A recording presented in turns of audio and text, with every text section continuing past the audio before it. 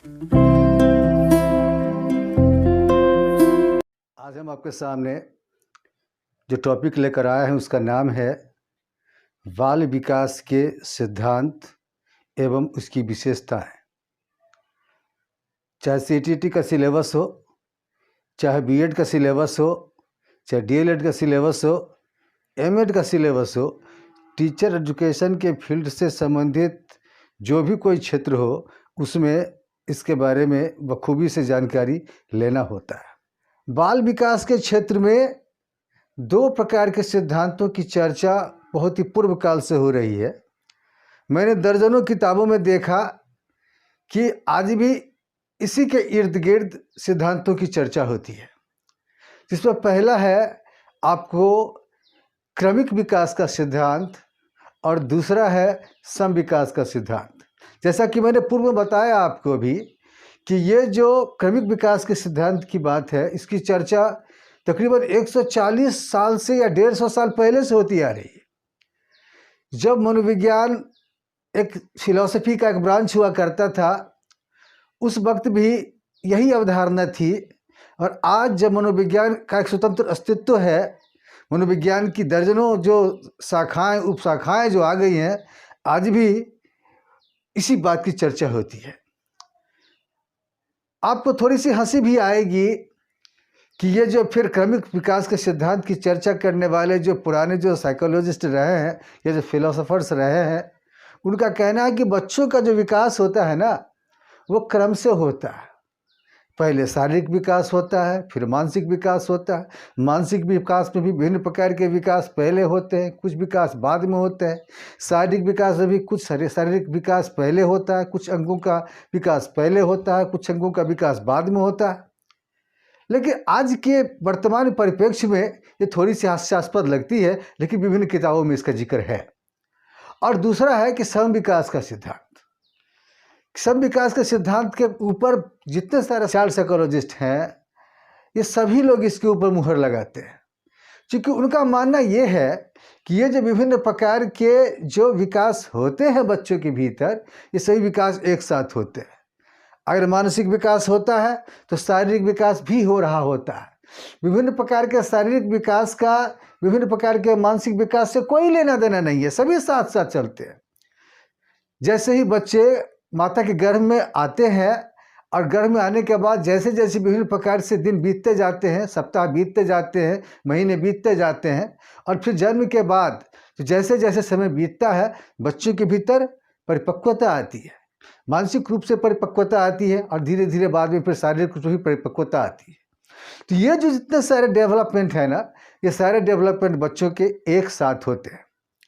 तो साफ है कि ये जो विभिन्न प्रकार के विकास हैं, वो क्रम से न होकर बिल्कुल सम रूप से होते हैं, बराबर रूप से होते हैं। अब मैं इसकी विशेषता पे आता हूँ कि ये जो बाल विकास की जो विशेषताएं हैं, इस अवस्था में आते आते खासकर बहुत सारे जो मनोवैज्ञानिक हैं, बहुत सारे भारतीय मनोवैज्ञानिक इसको 6 to 11 ईयर्स मानते हैं बाल्यावस्था को। वेस्टर्न में भी कुछ मनोवैज्ञानिक इसको 6 to 11 ईयर्स मानते हैं। लेकिन जो आज आम धारणा है इसके बारे में कि मैक्सिमम मनोवैज्ञानिक आपको 6 to 12 ईयर्स को मानते हैं, ये बाल्यावस्था की अवस्था होती है। इस अवस्था की कोई खास विशेषता होती है, क्योंकि बच्चे के जो डिफरेंट प्रकार के डेवलपमेंट होते हैं ना, वो डेवलपमेंट इस अवस्था में साफ दृष्टिगोचर होते रहते हैं। जैसे मान लीजिए कि इस अवस्था विशेष में बच्चों का शारीरिक और मानसिक विकास, मैंने बताया पूर्व में कि इस विकास से पहले बच्चे आपको शैशवावस्था में रहते हैं, पूर्व शैशवावस्था में रहते हैं। पूर्व शैशवावस्था के बाद शैशवावस्था में आते हैं, और फिर उसके बाद बाल्यावस्था में प्रवेश करते हैं। तो ऐसी स्थिति में क्या होता है कि चूंकि बच्चे के भीतर पहले परिपक्वता नहीं होती, उनके मानसिक रूप से, शारीरिक रूप से भी उनके भीतर परिपक्वता नहीं होती, और फल ये होता है कि बच्चे का समुचित रूप से विकास नहीं होता। लेकिन जैसे ही बच्चे बाल्यावस्था में प्रवेश करते हैं और बाल्यावस्था की दहलीज के जब ऊंचे शिखर तक पहुंचते हैं, वहां जाते जाते बच्चों के विभिन्न प्रकार के शारीरिक विकास हो जाते हैं। हाथ पैर अंगों का संचालन, विभिन्न प्रकार की जो हमारे ऑर्गन्स हैं, इन सारी चीज़ों का तो विकास होता ही है, साथ साथ मानसिक रूप से भी बच्चों का विभिन्न प्रकार का विकास हो जाता है। बच्चों का संवेगात्मक विकास, बच्चों का ज्ञानात्मक विकास, बच्चों का भावात्मक विकास, बच्चों के अभिवृत्तियों से संबंधित विकास, बच्चों की रुचियों का विकास, बच्चों की जो उपलब्धियों का विकास, या फिर विभिन्न प्रकार के जो डेवलपमेंट हैं, ये सारे डेवलपमेंट जो मेंटल लेवल पे होते हैं वो भी होने शुरू हो जाते हैं। और जब ये किशोरावस्था से पूर्व और बाल्यावस्था की जो उच्चतम शिखर तक बच्चे जाते हैं, वहाँ जाते जाते बच्चों के भीतर विभिन्न प्रकार के डेवलपमेंट जो है स्वतः हो जाते हैं। और इसके अलावे स्थायित्व, स्टेबिलिटी, देखिए बच्चे जब शैशवावस्था में रहते हैं ना, या शैशवावस्था से पूर्व जो फिर गर्भावस्था में रहते हैं ना, तो फिर क्या होता है कि उसमें थोड़ी सी भी स्थिरता नहीं होती। लेकिन जब जन्म लेने के पश्चात जब बच्चे इस दुनिया में आते हैं, तो इस दुनिया में आने के बाद विभिन्न प्रकार की परिस्थितियों के साथ जब वो रूबरू होते हैं, और फिर धीरे धीरे जब वो बाल्यावस्था की ओर जाते हैं ना, तो फिर क्या होता है कि उनके भीतर परिपक्वता आनी शुरू हो जाती है। ये बाल्यावस्था से पूर्व में की अवस्था में बच्चे के भीतर स्थायित्व तो नहीं होता, उनके विचारों में स्थिरता नहीं होती। बच्चे अभी कुछ कहते हैं, कुछ देर के बाद कुछ कहते हैं। जो बच्चे कोई खास काम कर लेते हैं और उन्हीं बच्चों से आप पूछें तो कहें कि मैंने नहीं किया, चूँकि वो जानबूझकर ऐसा नहीं करते, चूँकि बच्चे के भीतर परिपक्वता नहीं होती, वो मैच्योरेशन नहीं होता उनकी अंदरूनी स्तर पर, और इसलिए बच्चे इस प्रकार की भाव भंगिमाओं को प्रदर्शित करते हैं, या बच्चे इस प्रकार की एक्टिविटीज़ को प्रदर्शित करते हैं। लेकिन जैसे ही बच्चे बाल्यावस्था में प्रवेश करते हैं और बाल्यावस्था में धीरे धीरे जब उच्चतम शिखर की ओर बढ़ना शुरू करते हैं, 6 to 12 ईयर्स की ओर जब बढ़ना शुरू करते हैं, तो क्या होता है कि विभिन्न प्रकार के विचारों में, विभिन्न प्रकार के कामों में, विभिन्न प्रकार की एक्टिविटीज़ में, विभिन्न प्रकार के परफॉर्मेंस में स्थिरता आनी शुरू हो जाती है। वो साफ बच्चों के विभिन्न प्रकार के बिहेवियर से वो बातें झलकना शुरू हो जाता है। और इसके अलावा एक और चीज़ होती है कि पूर्वानुभवों का पुनः स्मरण। क्या होता है कि इससे पूर्व जब बच्चे जब शैशवावस्था में थे, तो विभिन्न प्रकार के जो किन बातों को जो सीखते थे, और विभिन्न प्रकार की बातों को सीखने से संबंधित जो एक्सपीरियंसेस थे, उन चीज़ों को वो नहीं ला पाते थे सामने। लेकिन जैसे ही बच्चे बाल्यावस्था में आते हैं, तो क्या होता है कि मेंटल लेवल पे बच्चे परिपक्व हो जाते हैं, मजबूत हो जाते हैं, साउंड हो जाते हैं। और इस अवस्था में आने के बाद क्या होता है कि वो जो विभिन्न प्रकार की बातों को जिन्होंने सीखा था, कैसे सीखा था, किस रूप में सीखा था, किस उदाहरण से सीखा था, कहाँ पे सीखा था, ये विभिन्न प्रकार के जो पास्ट एक्सपीरियंसेस उसके दिलो दिमाग में है, उन सारी बातों का भी पुनः स्मरण करने की योग्यता, अभियोग्यता ऐसे बच्चों में आ जाती है। और इसके अलावा बहिर्मुखी व्यक्तित्व, देखिए जब एक नवजात शिशु इस दुनिया में आता है, तो वह कंप्लीटली इंट्रोवर्ट पर्सनैलिटी का होता है। लेकिन जैसे ही ये बच्चे उम्र की विभिन्न दहलीज को पार करते हुए, विभिन्न प्रकार के अनुभवों को प्राप्त करते हुए, विभिन्न प्रकार की अभिक्रियाओं को सीखते हुए, जब ये बच्चे फिर 6 to 12 ईयर्स में जब प्रवेश करते हैं, जब बाल्यावस्था में बच्चे प्रवेश करते हैं, तो क्या होता है कि इनका सबों का व्यक्तित्व लगता है जैसे कि बहिर्मुखी है, एक्सट्रोवर्ट ही है। फ्रायड ने इसकी चर्चा कई जगह की है। उसने फ्रायड के जो बड़े ही प्यारे शिष्य हैं आपको कार्ल जुंग और अल्फ्रेड एडलर, उसमें कार्ल जुंग ने इसे क्लासिफिकेशन किया है एक्सट्रोवर्ट, इंट्रोवर्ट एंड एम्बिवर्ट का, जिसकी चर्चा मैंने विस्तार से पर्सनालिटी के चैप्टर में मैंने पीछे किया है। तो लेकिन इस अवस्था विशेष में देखिएगा कि बच्चों के व्यक्तित्व को आप सही प्रकार से नहीं समझ सकते। सारे बच्चों के बिहेवियर्स को देखने से लगता है आपको, सारे बच्चों की एक्टिविटीज़ को देखने से लगता है आपको कि सभी बच्चे बहिर्मुखी व्यक्तित्व के हैं। और इसके अलावे जनरली आप देखिएगा कि इस अवस्था के बच्चों के भीतर विभिन्न प्रकार की जिज्ञासा प्रवृत्ति होती है, क्योंकि इस अवस्था में आकर बच्चे विभिन्न प्रकार की अभिक्रियाओं को सीखते हैं, विभिन्न प्रकार के कामों को अंजाम देते हैं। और इस दरमियान क्या होता है कि बच्चे के भीतर कौतूहल रहता है, जिज्ञासा रहती है। अपने शिक्षक से पूछते हैं ऐसा क्यों हुआ, कब हुआ, कैसे हुआ, ये ऐसे क्यों नहीं हो सकता। ये विभिन्न प्रकार की जिज्ञासाएँ रहती हैं। कभी कभी तो क्या होता है कि जब बच्चे अपने फैमिली में आते हैं, जब शिक्षक उसको संतुष्ट नहीं कर पाते तो अपने माता पिता से इस प्रकार के प्रश्न पूछते हैं, अपने भाई बहनों से, अपने फैमिली मेंबर से इस प्रकार के प्रश्न पूछते हैं कि उनके भीतर विभिन्न प्रकार की जिज्ञासा होती है। तो साफ है कि इस प्रकार की विशेषता जो है बाल्यावस्था के बच्चों के भीतर कूट कूट कर भरी होती है। और इसके अलावा है कि कल्पना में वास्तविकता का समावेश। अब देखिए, जब बच्चे शिशुअवस्था में थे तो उस अवस्था विशेष में बच्चे के भीतर जो है बिल्कुल कल्पना की अतिरेक से संबंधित बातें ही जुड़ी रहती थी। क्योंकि होता था शिशुअवस्था में, होता था क्या या बच्चों में होता है क्या कि वो शारीरिक रूप से साउंड नहीं होते, मानसिक रूप से साउंड नहीं होते। बच्चों को माता पिता परमिशन नहीं देते समूह में जाने को, घर से बाहर जाने को। और ऐसे में क्या करते हैं कि बच्चे अपने अहम की संतुष्टि, बच्चे अपनी इच्छाओं की संतुष्टि वो क्या करते हैं कि कल्पना की अतिरेक में जाकर ही वो विभिन्न प्रकार की घटनाओं, प्रतिघटनाओं के मार्फत से उसको वो साकार करते हैं या उसको सीखते हैं या उसको जानते हैं। लेकिन यही बच्चे जब बाल्यावस्था में आते हैं, 6 to 12 ईयर्स के दरमियान आते हैं, तो क्या होता है कि जो कल्पनात्मक रूप से जो बातें सीखी थी ना, उसको वास्तविकता में उतारने की कोशिश करते हैं।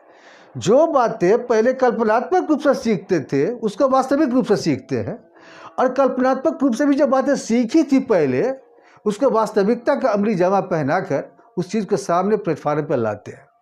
और इसके अलावा सामूहिक खेलों में रुचि। आप देखिएगा कि इस उम्र के जो बच्चे होते हैं, आप उनको चार दीवारी के अंदर, अपने घरों के अंदर कैद करके नहीं रख सकते, क्योंकि इस अवस्था में बच्चे समूह में रहना चाहते हैं, विभिन्न प्रकार के बच्चों के साथ रहना चाहते हैं, अपने पड़ोसियों के बच्चों के साथ वो रहना चाहते हैं।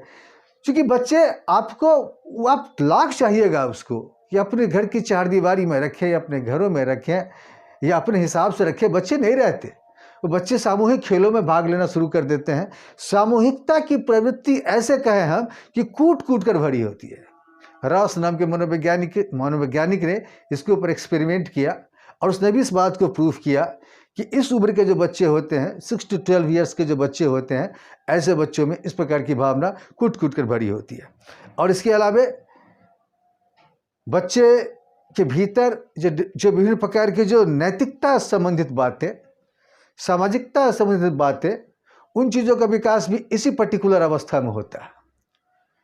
आगे चलकर जब लोगों में देखा जाता है तो नैतिकता संबंधित मूल्य, सामाजिकता संबंधित मूल्य या इस प्रकार के विचार कितने हैं, कैसे हैं, किस रूप में है, तो उसके अतीत में जाकर जब देखा जाता है तो पाया जाता है कि बाल्यावस्था में ही ये 6 to 12 ईयर्स जितना इम्पोर्टेंट समय है ये, कि इस अवस्था में अगर बच्चों के भीतर इस प्रकार के मूल्यों को निरूपित ना किया गया, बच्चों को इस प्रकार की चीज़ों को ना सिखाया गया, तो फिर फाउंडेशन ही गड़बड़ हो जाता है। आगे चलकर जब विभिन्न प्रकार के रोल प्ले करते हैं ये बड़े बड़े इंसान के रूप में जाकर, तो फिर वहाँ सही रूप से नहीं कर पाते। और इस बात को स्ट्रैंग ने प्रमाणित किया। स्ट्रैंग ने विभिन्न प्रकार के समूहों में जाकर उसने इस प्रकार का अध्ययन किया, और स्ट्रैंग ने न सिर्फ अपने देश के विद्यालयों का अध्ययन किया, बल्कि विदेशों में जाकर भी, डिफरेंट यूनिवर्सिटीज़ में जाकर भी उसने बच्चों के भीतर नैतिकता या सामाजिकता या विभिन्न प्रकार की जो डेवलपमेंट हैं, उससे संबंधित डेवलपमेंट कितने होते हैं, कैसे होते हैं, किस रूप में होते हैं, इसका उन्होंने अध्ययन किया। और इसके अलावा सुप्त काम प्रवृत्ति। देखिए, फ्राइड तो मानते हैं कि बच्चों के भीतर जो काम प्रवृत्ति से संबंधित जो बातें हैं उनका डेवलपमेंट गर्भावस्था में ही हो जाता है। फ्राइड कहते हैं कि बच्चे जो जन्म लेते हैं और जन्म लेने के बाद जो माता का दुग्धपान करते हैं, जिसको फ्राइड ने सकिंग स्टेज का नाम दिया है, ये कहते हैं कि माता का दुग्धपान जब बच्चे करते हैं ना, तो वो भी डिफरेंट प्रकार से अपने सेक्सुअल सेटिस्फैक्शन की ही पूर्ति करते हैं। और फिर आगे चलकर बच्चे जैसे जैसे बड़े होते हैं, जिस प्रकार से उम्र की विभिन्न दहलीजों को पार करते हैं, वो ये जो सेक्सुअल जो इच्छाएं हैं, वो उन चीज़ों को वो डेवलप करते चले जाते हैं। और ख़ासकर बाल्यावस्था में आकर देखिएगा कि बहुत सारे बच्चे जो है इस चीज़ को प्रदर्शित भी करते हैं। बहुत सारे बच्चे अपने जननांगों को छूते हैं या विभिन्न प्रकार से वो डिफरेंट जो एक्टिविटीज़ भी प्रदर्शित करते हैं। तो ये जो सुप्त जो काम प्रवृत्ति है, ये जो काम प्रवृत्ति है, इसका डेवलपमेंट इसी विशेष अवस्था में हो जाता है। और इसके अलावे जो एक और जो सबसे मजबूत जो डेवलपमेंट है कि संग्रह करने की प्रवृत्ति। आप देखिएगा कि बहुत सारे लोगों में संग्रह करने की प्रवृत्ति बहुत ही ज़्यादा होती है। वो बहुत संभाल संभाल के विभिन्न प्रकार की चीज़ों को रखते हैं। इसकी शुरुआत कहाँ होती है? बाल्यावस्था। बच्चे जब बाल्यावस्था में 6 to 12 ईयर्स के दरमियान जब बच्चे रहते हैं ना, तो इस अवस्था विशेष में ही बहुत सारे बच्चों को देखिएगा कि टिकट कलेक्ट करके रखने की व्यवस्था, टिकट कलेक्ट करके रखते हैं वो, या फिर विभिन्न प्रकार के फ़ोटोज़ को कलेक्ट करके रखते हैं वो, टूटे हुए बिखरे हुए खिलौनों को इकट्ठा करके सहेज कर रखते हैं वो, विभिन्न प्रकार के ऐसे वेस्टेज सामान जिसको कि बड़े लोग छोड़ देते हैं उसको संग्रह करके रखते हैं बच्चे। ये जो संग्रह करने की या किसी भी प्रकार के सामान को जमा करने की जो प्रवृत्ति है बच्चों के भीतर, इसी अवस्था विशेष में आ जाती है। और इसके अलावे व्यक्तित्व के विभिन्न जो पक्ष हैं उन सभी पक्षों का डेवलपमेंट इसी विशेष अवस्था में होता है। माना कि बहुत सारे जो डेवलपमेंट हैं जो जेनेटिक रूप से भी ट्रांसफ़र होते हैं, बहुत सारे डेवलपमेंट ऐसे होते गर्भावस्था से ही बच्चे लेकर आते हैं, बहुत सारे डेवलपमेंट ऐसे हैं जो बच्चे आपको शैशवावस्था से लेकर आते हैं। लेकिन जो विभिन्न प्रकार के जो गुण होते हैं, विभिन्न प्रकार की जो विशेषताएं होती हैं, वो बच्चे इसी अवस्था विशेष में 6 to 12 ईयर्स इस अवस्था में ही बच्चे सीखते हैं। और ये मैं नहीं कहता, मेरे अलावे भी बहुत सारे जो लोग हैं इस फील्ड में, जो बहुत सारे मनोवैज्ञानिक हैं जैसे ब्लेयर, जोन्स, सिम्पसन, इस प्रकार के दर्जनों मनोवैज्ञानिक ऐसे हैं जो इस बात की पुष्टि करते हैं कि बच्चों के भीतर जो विभिन्न प्रकार के डेवलपमेंट होते हैं वो इसी 6 to 12 ईयर्स की अवस्था के दरमियान ही होते हैं।